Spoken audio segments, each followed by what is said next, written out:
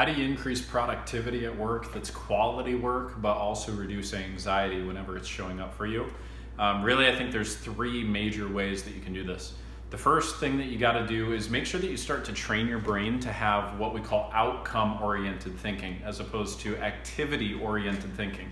Because the fastest way to get to a state of overwhelm and anxiety is to contemplate all of the things that you have to do, right? And very often professionals are starting their days asking themselves, what do I have to do? And that creates a very different emotional response, which in turn creates a very different set of behaviors, a very different way in which you're going to go about your work, which then creates a very different quality of work, which then creates in its own right further demands in work to maybe correct previous work you've done. And now you're in a cycle where your days are spent more orienting around what do I have to do, feeling stressed out, doing your work in a stressed out manner, producing low quality work, and not really positioning yourself to either A, be fulfilled in your career, or B, accelerate your career advancement and income. So what we want to do is get anxiety out of your professional environment so that you can show up at your best, make sure that your career is advancing, your income is advancing, and all of those things are happening. Meanwhile, you're obviously enjoying your work at a deeper level. So the fastest way to do that is through step one, which is get clear on your outcomes, right? It's much better to say in the beginning of a day, what are my real outcomes for today? And then orient your tasks around that. Or even in a microcosmic sense, say you're in a boardroom meeting. Very often, these meetings that we have in our businesses can, if we're not careful, be lacking in intention. If there is not a very dedicated, specific, detailed outcome for the reason for that meeting, then you're not necessarily going to be able to feel a sense of being accomplished when you walk out of it. And you can end up derailing everybody's time, everyone's focus, and meanwhile increasing everyone's anxiety because no one is truly present in the conversation. They're just simply thinking about all the things they have to do when they get out of the room. So instead, if you were to go into a boardroom and say, what is our outcome here? Okay, our outcome is to figure out how we're going to solve this specific problem with our production line, or how we're going to meet the needs of this client in this way.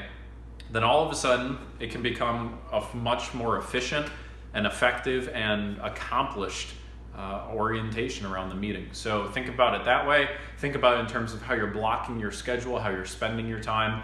Outcome, outcome, outcome. Think to yourself all the time, what is my outcome in this situation? And that will alleviate a whole slew of stress and anxiety for you. This is what we call getting out of the realm of reaction and getting into the realm of intention, okay? Where you are essentially orienting your own career, your own daily schedule on your terms, not necessarily just putting out fires for other people, okay? Number two is really what I just shared, which is making the majority of your time intentional rather than reactionary, okay? Obviously, some of your time has to be reactionary. You do have to respond to your boss. You do have to make sure that you get back to that client that called you. You do have to make sure that you do those things.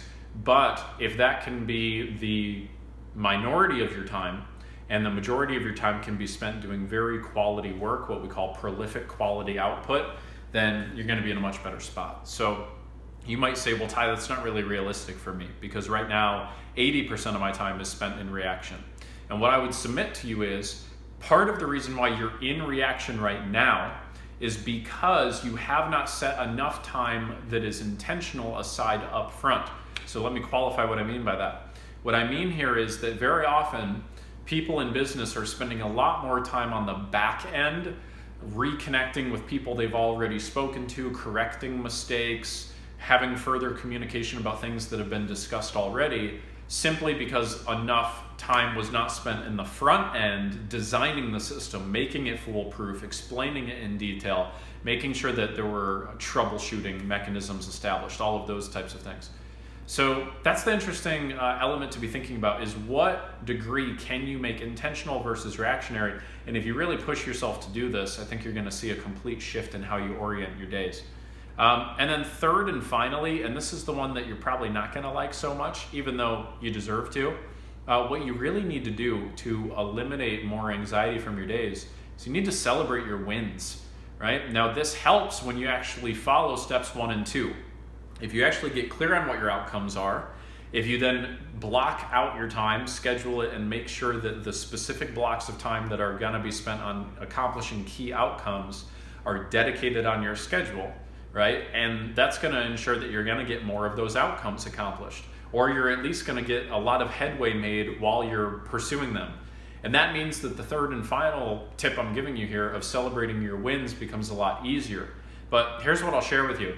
People who are dealing with anxiety and depression partly are dealing with it because they don't allow themselves to feel that they are winning the game. And that is a big shame, because a lot of people have everything that they thought that they wanted.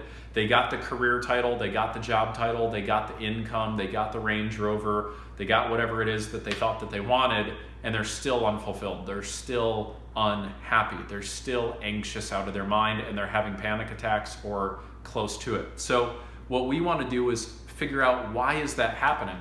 And part of the reason why that would be happening is you're not allowing yourself to actually recognize the progress that you've made or the goals that you have accomplished, or to allow yourself to really feel good about that. So when you can carve out just a few moments in the day to really say, you know what am I proud about that I've done? What am I excited about that I've done? What am I grateful about that I've done? It programs your mind to be on guard and looking out for things that could cause you to actually feel a sense of fulfillment, which is quite literally the antidote to anxiety, meaning that you cannot feel a sense of fulfillment and a sense of anxiety at the same time. It's kind of like lighting a candle in a dark room. Gratitude immediately floods out anxiety. So if you can bring more gratitude into your life, genuine, real, true gratitude, really thinking and feeling about specific moments from the day or from your career or from your life that you just feel excited about, then that creates a completely different experience of life when you do that consistently. So use these three in good fun, and share with me, what do you think number 4 would be? I'm curious to hear your thoughts. Take care.